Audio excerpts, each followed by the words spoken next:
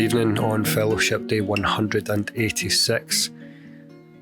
Today I come to you off the back of another excellent conversation with one of my mentors, the great and powerful Dr.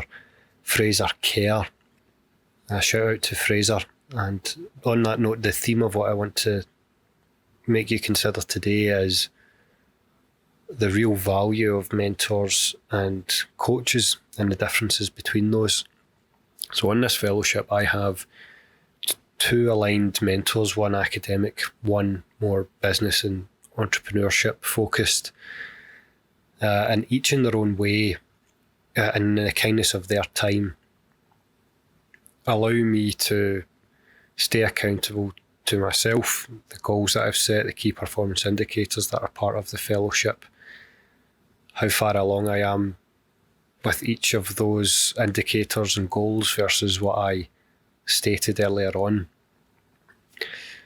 And having both of those mentors, especially in a position like this one, allows me to capture the fullness of the picture. In other words, not just the academic part, not just the commercialization part, but all of that and the different lenses that they require. But together, both of those people are mentors, not coaches, but mentors. And if you've never had one, I would consider a mentor very, very closely. I hold mine very dear. But what I get from those conversations, first and foremost, is accountability. Neither of these people have their careers dependent on any part of my own success.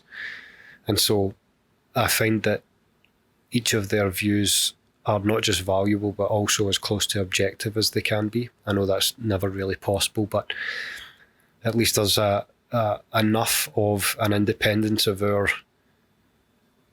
own paths. You know, the overlap in the Venn diagram isn't so great as to heavily bias the mentor's opinions one way or another. They are genuinely giving up their time to help me with the struggles of the decisions that I'm trying to make as part of the process.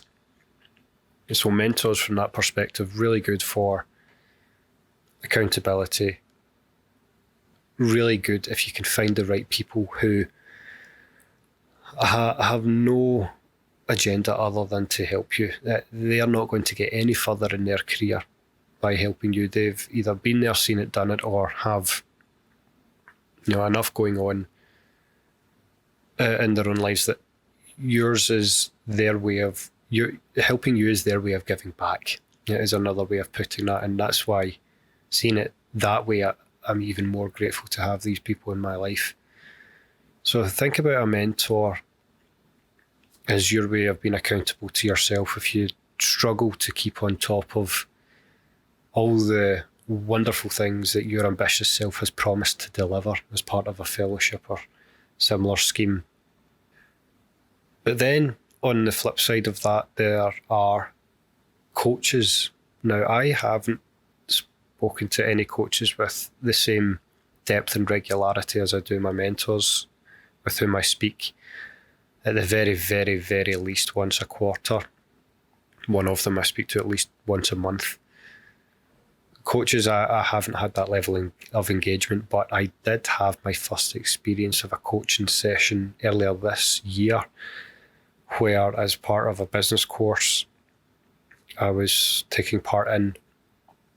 Part of the sort of bonus offer of doing that course was to have access to one-to-one coaching sessions, which I happily took up as an experiment.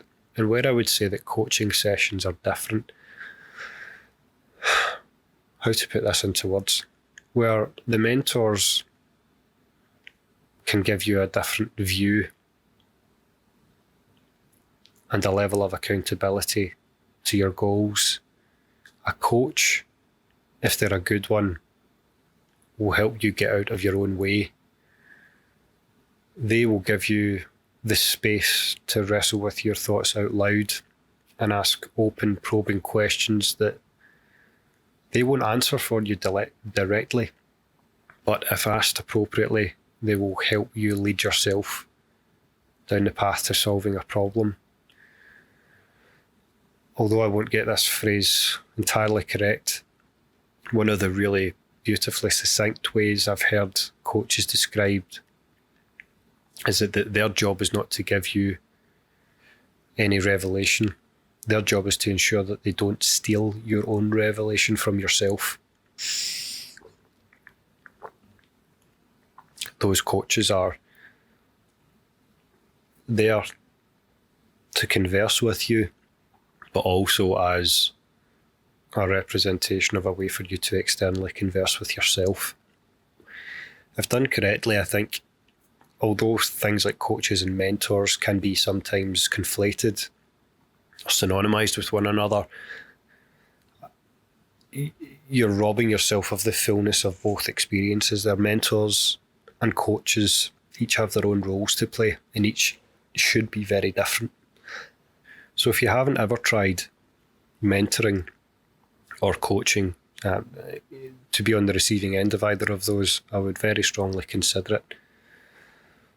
And then, over the course of time, you may yourself have the privilege of turning those tables and be a mentor to others or be a coach to others. I've certainly started to become a mentor to others younger than myself, and there is a great deal of pleasure in giving back in that sort of way. But before you can be on that side of things, it's very worth your while taking on the experience of being a mentee or on the receiving side of some coaching. And that's where I'll leave it today. I hope you'll consider at least one of those two routes to helping improve your path forward. Stay accountable and get out of your own way. Mentors and coaches can help with that respectfully. Have a good day. We'll see you again soon.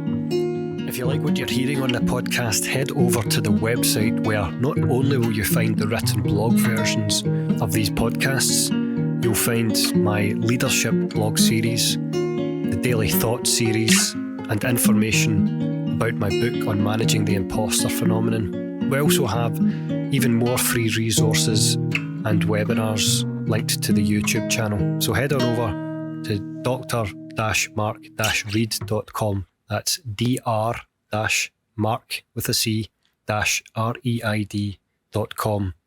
Thanks again